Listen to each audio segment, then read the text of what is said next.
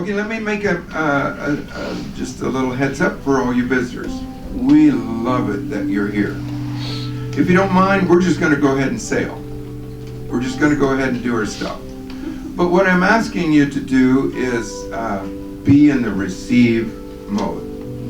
I'm asking you to be a receiver today as opposed to a participator. In the future, and if you feel your heart is blending in, you feel like you're wanting to adopt the focal point and the style and the mode of operation, if you feel like you want to adopt that, then we give you more and more liberty as we go along.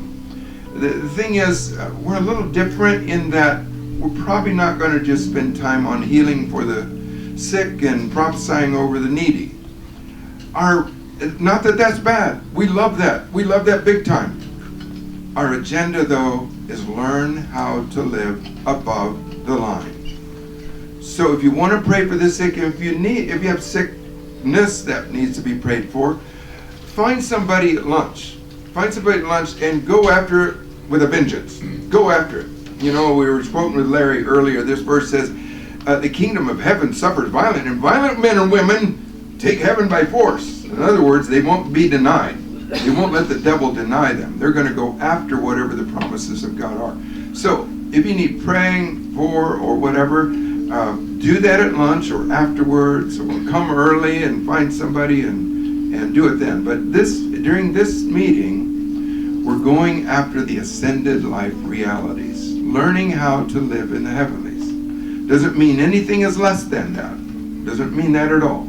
It just means that's our stated objective and agenda, if you can call it that. So we want our participations, our interjections, our impressions and inspirations to be around the idea of what is it like to inspire and create more faith for living in the heavenly places. So that's going to take on a lot of different latitude. It involves angels and saints and travel and transfiguration and transformation, and there's just a lot of latitude out there, all of which are biblical. And I think you'll be impressed that today and in our group as in general, we try to use the word maybe more than we actually need to, but we're doing it for the sake of impressing in our own hearts and minds the validity and veracity of what it is that we're talking about. And so we'll try to anchor it in the Word. One more statement. You're all powerful. You're all autonomous. None of you should feel like you're under anybody else in terms of under the thumb or under ownership or requirement. Do not ever yield your autonomy to anyone. No church, no denomination, no person. You're autonomous before God. What that means then is you have not just the right, but the responsibility to honor what God has made alive to you personally. And so if something comes along your way that's contrary to that, then don't yield until you've taken it before the Lord. Be like the noble Bereans. Paul called them noble because what did they do? Even when he preached, the premier preacher of the New Testament, they said, time out, Paul. Let us go back to the Word to see if these things really be so. Okay? So don't yield your autonomy. Back up to the beginning. You're all powerful to have your own opinion. Please reserve that right for yourself. Then, if you have something contrary, if you're not sure about what we're talking about, please don't voice it in this group. I believe that would be disrespectful.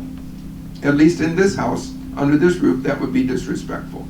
What I'm asking you to do, though, is kindly call me, text me, email me, and set up a coffee time.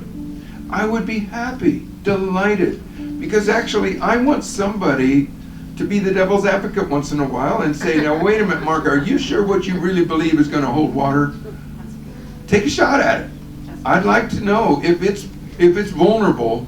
I'd like to know before I go any more public. You know what I'm saying? I don't want to have to eat crow and egg on the face later on. So I invite your other views, but please do it kindly, and please do not do it in this room, all right? And please don't go to somebody at lunch or afterwards and drip around, all right? That would be disrespectful. Right. All right. Little house rules there. Yeah.